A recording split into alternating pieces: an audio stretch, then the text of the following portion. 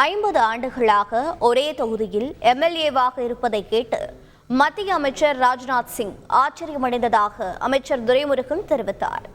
போட்டுகிறவர்களும் இந்த பாலத்தில் தான் போட வேண்டும், என்னை திட்டுகிறவர்களும் இந்த பாலத்தில் தான் போக வேண்டும், நல்லவர்களும் இதில் தான் போக வேண்டும், நல்லவர்களும் இதுதான் போக வேண்டும். ஆனால் அவ்வளவு பேரையும் அந்த பாலம் சுமந்திருப்பதை போல நான் தாங்கிக் கொண்டிருக்கிறேன். வாழ்க்கையும் போற்றுகிறேன். காரணம், என் மக்கள் ஒரு நாள் அல்ல 2 நாள் 50 வருஷம் இந்த தொகுதியிலே என்னை எம்எல்ஏவாக வைத்திருக்கிறார்கள். இந்தியாவில் யாரும் ஒரே தொகுதியில் 50 வருஷம் எம்எல்ஏவாக இருந்தது கிடையாது. அன்னைக்கு வந்த ராஜ்நாத் சிங் ஆச்சரியப்பட்டு போனார்.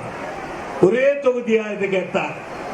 எல்லோரும் சொல்லுவார்கள், நீங்க எப்படி சார் ஒரே தொகுதியில நின்று ஜெயிக்கிறீங்கன்னா, நான் சொல்லுவேன், நீங்க அந்த தொகுதி சொல்றீங்க, நான் தொகுதி சொல்ல மாட்டேன்.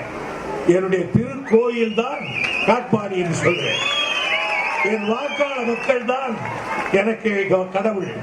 என் நடலிலே உயிருள்ள வரையில் உங்களுக்கு அடிமையாக இருந்து சாதனம் புரிந்து நன்றி உள்ளவராக இருப்பேன். என் உயிர் பிரிகிற பொழுது கூட என் தொகுதி பெயர் சொல்லிக் கொண்டே தான் போவோம். காட்பாடி பெற்றிருக்கிறோம். எனவே இதைய வளர்த்தவர் நீங்கள். வேலூர் மாவட்டம் காட்பாடியில் நடைபெற்ற நிகழ்ச்சியில் அமைச்சர் துரைமுருகன் பேசிக் கொண்டிருந்த போது பட்டாசு சத்தம் கேட்டதால் தன்னை பேச விடுமாறு துரைமுருகன் கேட்டுக்கொண்டது மேடையில் சிரிப்பலையை ஏற்படுத்தியது. என்னோடு 50 ஆண்டுக்கு மேலாக உறவாடி கொண்டிருக்கிற நண்பர்கள் ஒவ்வொருவரும் தலைமையில் செய்து இது செய்தார்கள். அனைவருக்கும் என்னுடைய மனமார்ந்த நன்றியை, வணக்கத்தை தெரிவித்துக் கொள்கிறேன். அப்பா பட்டாசுக்காரா பேச ஆகணும். எனவே உங்கள் அனைவரையும் நான் பார்த்தது என மகிழ்ச்சி. செய்திகளை உடனுக்குடன் தெரிந்து கொள்ள உடனே சப்ஸ்கிரைப் பண்ணுங்க.